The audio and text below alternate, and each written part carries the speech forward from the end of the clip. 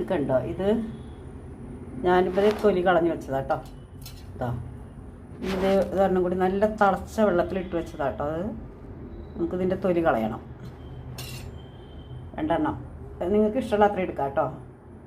ഞാനിതാ ഒരു പാൻ അടുപ്പത്ത് വെച്ചിട്ടുണ്ട്. അതിലേക്ക് ആവശ്യമുള്ള നെയ്യ് ഒഴിച്ച് കൊടുക്കാം കേട്ടോ. നെയ്യും വെളിച്ചെണ്ണയും ഒഴിക്കാം. നമുക്ക് രണ്ടും കൂടി മിക്സ് ചെയ്യാം കേട്ടോ.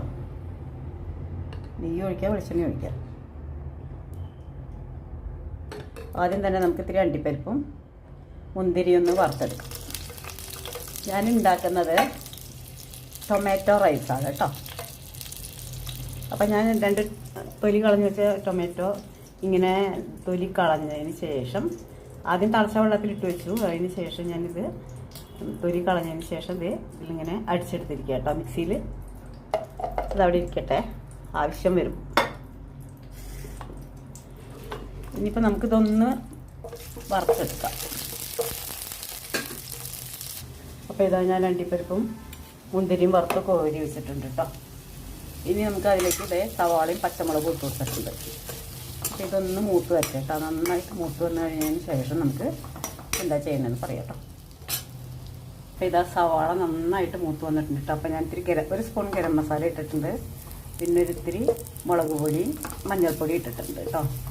ഇനി നമുക്കിതാ ഈ ഇലകൾ ഇട്ട് കൊടുക്കാം. രമ്പയിലുണ്ട്, പിന്നെ മറ്റേ മല്ലിയിലയുണ്ട്, ആഫ്രിക്കൻ മല്ലിയിലയുണ്ട്. രണ്ടും ഞാൻ അതിലേക്ക് ഇട്ട് കൊടുക്കാം. നല്ല സ്മെല്ലായിരിക്കും കേട്ടോ. അത് ബിരിയാണി വെക്കുമ്പോഴെന്ന് എല്ലാവർക്കും അറിയാൻ പറ്റും, അത്രയും സ്മെല്ലായിരിക്കും. ഇനിയിപ്പോൾ അതായത് ഞാനിത് അരച്ച് വെച്ച ടൊമാറ്റോ പ്യൂരി ഇതിലേക്ക് ഒഴിക്കണേ. ഇതിൻ്റെ വെള്ളമൊക്കെ വറ്റി നല്ല പച്ചമണമൊക്കെ മാറി നല്ല അടിപൊളി സ്മെല്ല് വരണം.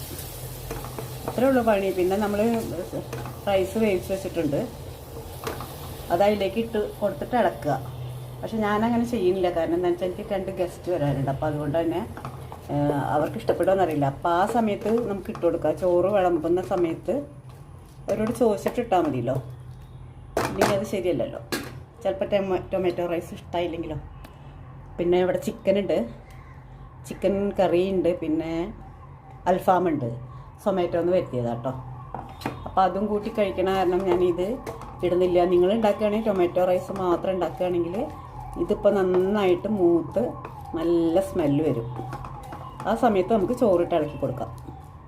കുട്ടികൾക്ക് ചോറ് കൊണ്ടുപോകാനും ബാച്ചിലേഴ്സിന് വെക്കാനൊക്കെ അടിപൊളിയായിട്ട് വളരെ എളുപ്പത്തിൽ തന്നെ അത് ഉണ്ടാക്കാൻ പറ്റും കേട്ടോ.